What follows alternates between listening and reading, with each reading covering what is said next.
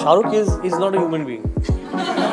I've been lucky to have directed a lot of actors and superstars. So Shahrukh is somebody who, so once he's on set, he keeps sitting there.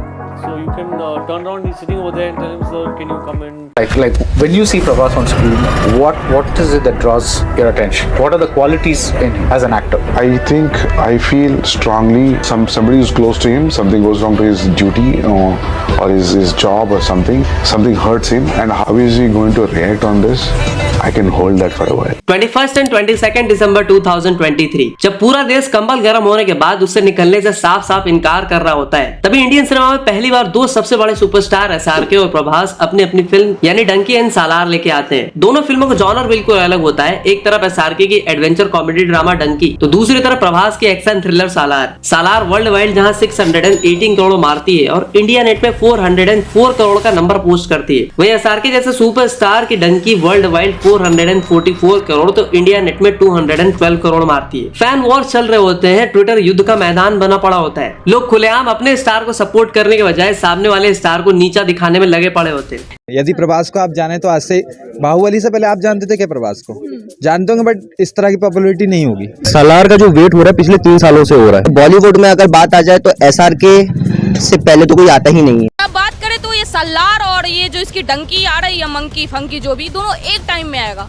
और आप एक बात बताइए कि सालार के सामने ये टिक पाएंगे? साउथ के सामने बॉलीवुड ये भांड सब टिक पाएंगे? इस क्लास में तर्क ये भी दिया जाता है कि एसआरके की डंकी इसलिए कम कमाती है क्योंकि फिल्म एक मास मसाला एक्शन थ्रिलर फिल्म होती है। लेकिन आज हम एसआरके और प्रभास की दो ऐसी फिल्मों के बारे में बात करेंगे जिनका क्लैश तो नहीं हो पाएगा, लेकिन अगर इनका क्लैश होता तो क्या होता है। एक तरफ किंग तो दूसरी तरफ स्पिरिट, मतलब दोनों ही फिल्मों का जॉनर सेम है। दोनों ही फिल्में एक मास मसाला एक्शन थ्रिलर है। दोनों फिल्मों का डायरेक्टर इंडिया का टॉप मोस्ट डायरेक्टर है। एक तरफ सिड आनंद तो दूसरी तरफ खुद वांगा। मतलब ये क्लैश प्रोफेशनल से ज्यादा पर्सनल होता, जहाँ डायरेक्टर्स ऑलरेडी अपने अपने स्टार्स को बड़ा बता ही चुके हैं। ऊपर से तुनक के स्पिरिट छोड़ के भागी दीपिका किंग में जलवा बिखेरते नजर आती। और सबसे बड़ा सवाल, प्रभास का मेजर कलेक्शन हिंदी बेल्ट से आता है, लेकिन हिंदी बेल्ट के बादशाह होते हैं एसआरके। तो हिंदी बेल्ट में कौन सी फिल्म का दबदबा सबसे ज्यादा होता? तो इंडिया के इन दोनों ही सुपरस्टार की सबसे बड़ी फिल्म के पोटेंशियल पे करते हैं डिटेल में बात। तो सबसे पहले बात करेंगे दोनों फिल्म कैरेक्टर एंड रोल पे। एसआरके किंग की बात करें तो सिड आनंद पठान जैसे बिगेस्ट कमबैक करने के बाद एक बार फिर से एसआरके के साथ जुड़ते हैं और अपडेट्स ऐसी है कि इस फिल्म में एसआरके का एक complex grey and ruthless assassin वाला कैरेक्टर होगा। मतलब एक ऐसा कैरेक्टर जो हीरो और विलन के बीच का फर्क मिटा दे। एक ऐसा वायलेंट कैरेक्टर जो किसी को ठोकने से पहले एक बार भी ना सोचे। किंग में एसआरके का बवाल लुक तो रिवील हुआ ही था, जो आपने देखा ही होगा। लेकिन ऐसा भी कहा जा रहा है कि this gonna be the SRK's darkest and the most intriguing roles written with a lot of depth and love. लेकिन यार एक बात बिल्कुल समझ नहीं आई, जैसी फिल्म महेश मांजरेकर कभी एसआरके के साथ करना चाहते थे, किंग की स्टोरी बिल्कुल उससे काफी हद तक मिलती जुलती है। If you had to make a film with Shahrukh sir, आप किस जॉनर की क्या फिल्म बनाते? I'm sure you would have thought about it. मेरे पास है एक film it's a brilliant film where I want him to play a paid assassin. Extraordinary film. Wow. An assassin who must have graduated in economics. Somewhere he has come here, so he's always well dressed. Has a rimless glass ka chashma. He's not and he believes he is the best today because he plans everything to a T. It's a very, very, very nice. Good role. But no, we won't do it because But ठीक है, चलो मैं करूँगा कभी। खैर ये उनका personal reason है कि वो महेश मांजरेकर के साथ फिल्म नहीं करते। लेकिन आप इमेजिन करो कि एसआरके अगर मनी हेस्ट के प्रोफेसर टाइप का रोल करे या फिर Walter White in Breaking Bad type का रोल एसआरके करे, तो भाई स्क्रीन पे क्या ही एक्सपीरियंस मिलेगा। अब कोई भी एसआरके की हैप्पी न्यू ईयर का नाम मत ले लेना। वहीं दूसरी तरफ प्रभास के स्पिरिट की बात करें तो वांगा ने खुद कहा था कि ऑडियंस ने आज तक एक ऐसा वायलेंट कॉप वाला कैरेक्टर बिल्कुल इमेजिन भी नहीं किया होगा जो मैं उन्हें बिग स्क्रीन पे दिखाने वाला हूँ। एक आईपीएस ऑफिसर जो अपने कर्तव्य के प्रति सीरियस है, एक ऑनेस्ट सिंसियर कॉप जिसे सिर्फ एक वायलेंट बिहेवियर के लिए जॉब से बेइज्जत करके निकाल दिया जाता है। और सिर्फ निकाला नहीं जाता, उसे जेल में डाल दिया जाता है। जेल में उसे मिलते हैं एक स्ट्रिक्ट, एक रूथलेस सुपरिटेंडेंट प्रकाश राज, जो कि स्पिरिट ग्लिम्स की ऑडियो में भी सुन चुके हैं। बट इन सब के पीछे होता है एक बहुत बड़ा इंटरनेशनल क्राइम सिंडिकेट। अब ये war against international crime syndicate खुद के साथ हुए अनजस्टिस, अपना खोया हुआ सम्मान और उस कैरेक्टर के साथ एक टैग वन बैड हैबिट, यही चीजें हमें उस कैरेक्टर की कॉम्प्लेक्स पर्सनैलिटी दिखाती है। अब जैसा कि हम सब जानते हैं कि फिल्म की स्टोरी से ज्यादा उसका कैरेक्टर डेप्थ कितना मैटर करता है, फिर चाहे वो वो अपरिचित में अन्य कैरेक्टर हो, संजय दत्त एस बल्लू इन खलनायक हो, या फिर अग्निपथ में कांचा चीना। एसआरके के ही बाजीगर में अजय शर्मा का एंटी हीरो वाला कैरेक्टर शाहिद इन हैदर हो, या फिर वरुण इन बदलापुर, ये वो फिल्में थी जहां पब्लिक ने फिल्म से ज्यादा कैरेक्टर से प्यार किया। और इस बार एसआरके किंग हो या फिर प्रभास के स्पिरिट, दोनों कैरेक्टर काफी डेप्थ है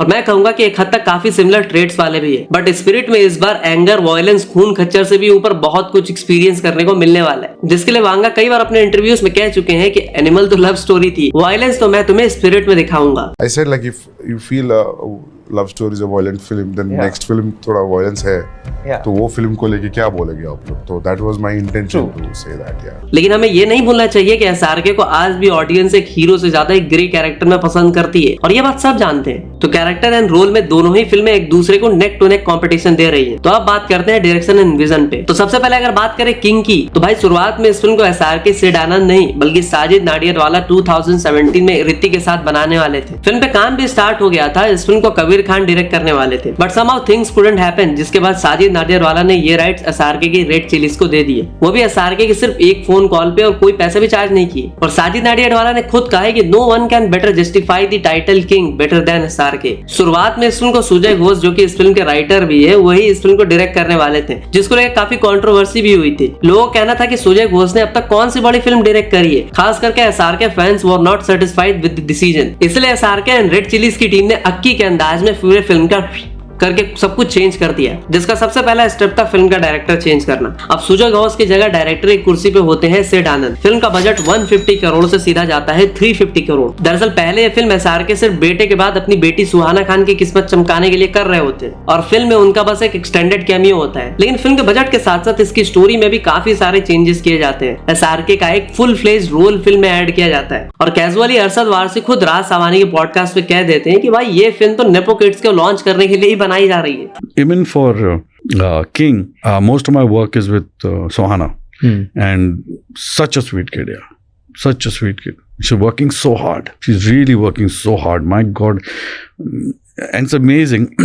My son is also working in that. So it's a whole thing, nepo thing that is happening. अब बात करते हैं कि किंग का डायरेक्शन सिड आनंद के हाथों में कितना सेफ है। तो बस आप इतना जान लो कि 2005 से लेके अब तक इस बंदे का सक्सेस रेशियो 100% का रहा है। इसकी एक भी फिल्म फ्लॉप नहीं गई है। फाइटर की बात करें तो वो भी एवरेज फिल्म थी, फ्लॉप नहीं थी। और हमेशा से सिड आनंद को एक ऐसा डायरेक्टर माना जाता है जो कि कंट्रोवर्सी से दूर रहता है, एक लो की प्रोफाइल मेंटेन करता है। लेकिन स्पिरिट वर्सेस किंग क्लैश में चीजें पर्सनल हो जाती है। जहां वांगा प्रभास को इंडियाज बिगेस्ट सुपरस्टार बताते हैं, तो सिड आनंद एसआरके के बर्थडे पे कहते हैं कि when stars go beyond being just a superstar they are called king. अब देखो कंट्रोवर्सीज ना करने वाले सिड आनंद को कंट्रोवर्सीज का चस्का तब लगता है जब पठान में बेशरम रंग सॉन्ग के सैफरन बिकनी वाली कंट्रोवर्सी होती है। बीजेपी के एमपी एमएलए इस फिल्म को बॉयकॉट करने की डिमांड रखते हैं और आपको याद ही होगा कि BJP MP Ramesh Bidhuri and others वो called it anti national and disrespectful to Hindu sentiment. इस फिल्म को जमकर बॉयकॉट करने की बात कही जाती है, लेकिन होता है बिल्कुल ही उल्टा। ये उस साल की सबसे बड़ी हिट फिल्म हो जाती है, वो भी तब जब बॉयकॉट बॉलीवुड की आंधी चल रही होती है। इस कंट्रोवर्सी से सिड आनंद को बहुत फायदा मिलता है। इसलिए जब उनकी फाइटर के बाद अक्की की फिल्म स्काई फोर्स रिलीज होती है तो सिड आनंद उस फिल्म को ट्रोल करते हुए कहते हैं insecurity hit new lows by blowing up another candle won't make your burn brighter. बात यहाँ तक आ जाती है कि अक्षय कुमार सिड आनंद के साथ मार्फ्लिक्स पिक्चर्स के बैनर तले एक फिल्म बना रहे होते हैं, लेकिन अक्षय उस फिल्म से बैकआउट कर जाते हैं। अब बात करें संदीप रेड्डी वांगा की स्पिरिट की, तो देखो वांगा काफी टाइम से प्रभास के साथ काम करने के लिए एक्साइटेड थे। वो प्रभास के पास पहले एक हॉलीवुड फिल्म के कॉपी करने का ऑफर लेके जाते हैं, बट चीजें जमती नहीं। फिर वांगा ने कोविड के टाइम पे प्रभास को स्पिरिट की कहानी ब्रीफली नैरेट की होती है और प्रभास को ये आइडिया बहुत पसंद आता है और उन्होंने इमीडिएटली फिल्म के लिए हाँ भी कह दिया होता है। पहली बार प्रभास के लिए वांगा दूसरी प्रोजेक्ट्स लाइक एनिमल पार्क वगैरह को साइड में रख के 6 महीने दिन रात मिला के स्पिरिट की स्क्रिप्ट तैयार करते हैं। और यार वांगा को हमेशा से अपनी स्टोरी पे इतना कॉन्फिडेंस रहा है कि अर्जुन रेड्डी के लिए उन्होंने अपनी 36 एकड़ की जमीन बेच दी थी, 1.6 करोड़ अपने जेब से अपनी फिल्म पे लगा दिए थे और वांगा का सक्सेस रेशियो भी 100% ही है। वांगा की दूसरी फिल्मों की तरफ एक बार नजर डालोगे तो गिन के अब तक उन्होंने 3 फिल्में रिलीज करी है। टू बी ऑनेस्ट 2 ही की हैं, क्योंकि कबीर सिंह तो अर्जुन रेड्डी की रीमेक ही थी और अर्जुन रेड्डी को सिर्फ उन्होंने 5 करोड़ में बनाया था और जिसने 51 करोड़ का कलेक्शन किया था। कबीर सिंह को 60 करोड़ में बनाया गया था जिसने 379 करोड़ का ताबड़तोड़ नंबर पोस्ट किया था। एनिमल की बात करें तो भाई उस फिल्म को भी 100 करोड़ के बजट पे ही बनाया गया था। नहीं, मैं नहीं मानता। और उस फिल्म ने 905 करोड़ का कलेक्शन किया था। मतलब वांगा का सक्सेस रेशियो सिर्फ 100% नहीं है, बल्कि उनकी फिल्में अपने बजट से 9 to 10 टाइम्स ज्यादा कलेक्शन करते आई है।